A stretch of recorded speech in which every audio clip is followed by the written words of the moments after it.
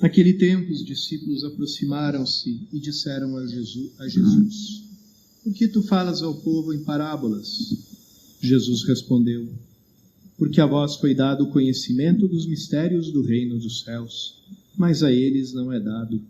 Pois a pessoa que tem, será dado ainda mais e terá em abundância, mas a pessoa que não tem, será tirado até o pouco que tem. É por isso que eu lhes falo em parábolas, porque olhando eles não veem, e ouvindo eles não escutam, nem compreendem.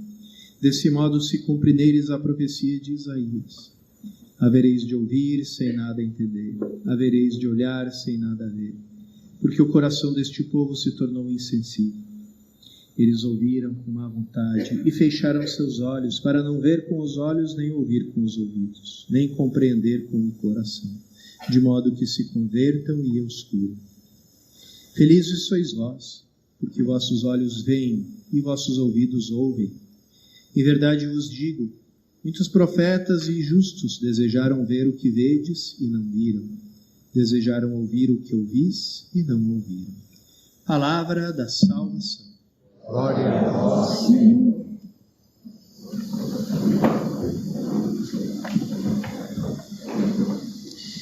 Irmãos e irmãs, a Sagrada Escritura, que acabamos de escutar, nos mostra duas formas misteriosas de comunicação de Deus.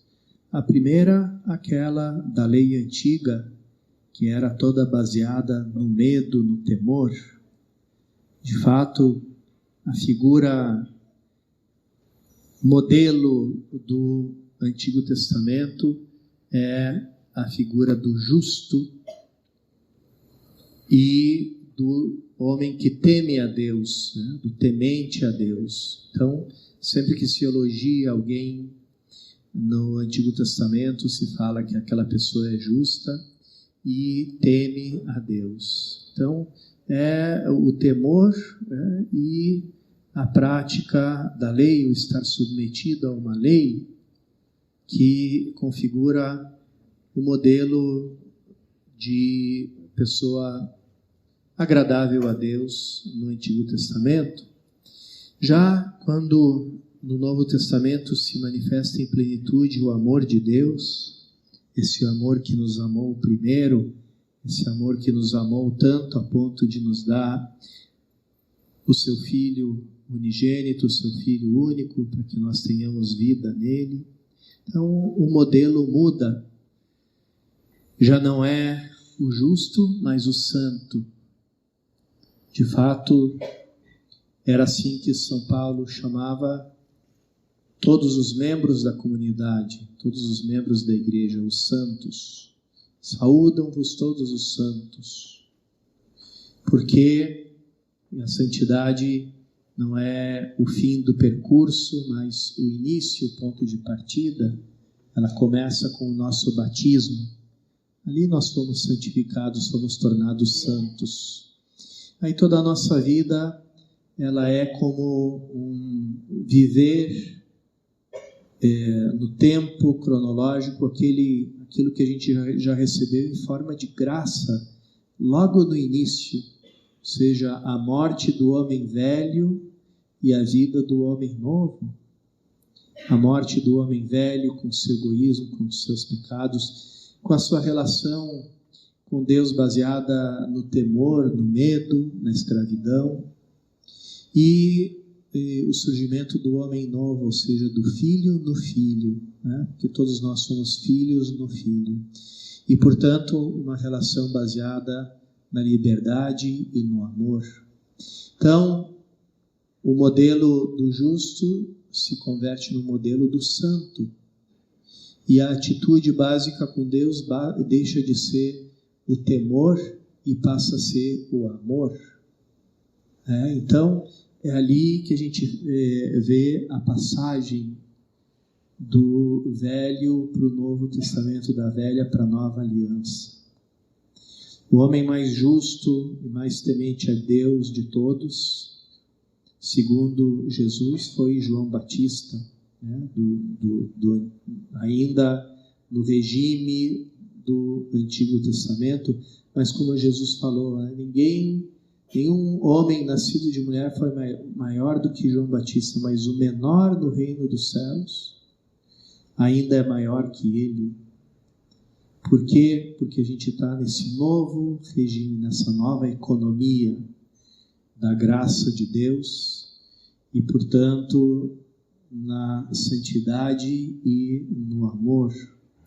Por isso, Jesus usa para conosco não aquela linguagem terrível, amedrontadora dos trovões, do toque da trombeta, etc., que fazia com que os filhos de Israel tremessem de medo e dissessem para Moisés: fala você com Deus, nós não queremos falar com Deus, temos muito medo de Deus. Então, vai lá você falar com Ele, né? Sobe você sozinho lá na montanha onde estão caindo os trovões, os relâmpagos, né? Vai lá você, a gente fica aqui embaixo, nós estamos bem, né? Por quê? Porque tem medo de Deus, né? Enquanto que Jesus usa a linguagem da parábola, que é uma linguagem que convida a nossa liberdade. Não é uma linguagem tão clara a ponto de a gente dizer assim: não tenho como negar isso, não tenho como recusar. Porque tudo é claro, tudo é a luz do dia, então não tenho como escapar. Aí você volta no temor, porque aquilo que você não tem como escapar te causa medo. Porque você se sente preso, né? Aprisionado, então a tua reação é a reação de medo, né? Quero sair daqui, deixa eu sair daqui. Mas as palavras de Jesus se dirigem em forma de parábola a todos, ou seja, dando um espaço para a nossa liberdade. Quem quer ouvir, quem quer escutar, vai escutar. A voz é clara o suficiente para quem quer escutar. Mas, ao mesmo tempo, ela é baixinha o suficiente para quem quer ignorar a palavra.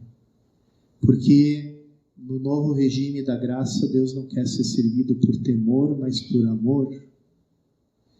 E quer que esteja diante dele não uma mera comunidade de justos, ou seja, de pessoas obedientes a mandamentos, mas uma comunidade de santos, ou seja, daqueles que amam, aqueles que entregam a sua vida por amor.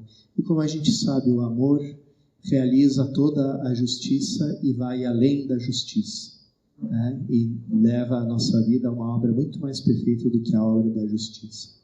Vamos pedir então a Cristo nessa Eucaristia, que de certo modo é uma parábola, né? Porque Cristo também não aparece de uma forma tão explícita aos nossos olhos que a gente não tenha como negar, né? Mas que Ele nos convida a descobrir a presença dEle com o olhar da fé, né? Como diz Santo Tomás, e a gente repete sempre que a gente canta o tão sublime sacramento, né? Venha a fé por suplemento, os sentidos completar, né? Então, aquela fé que vai além daquilo que os sentidos podem ver.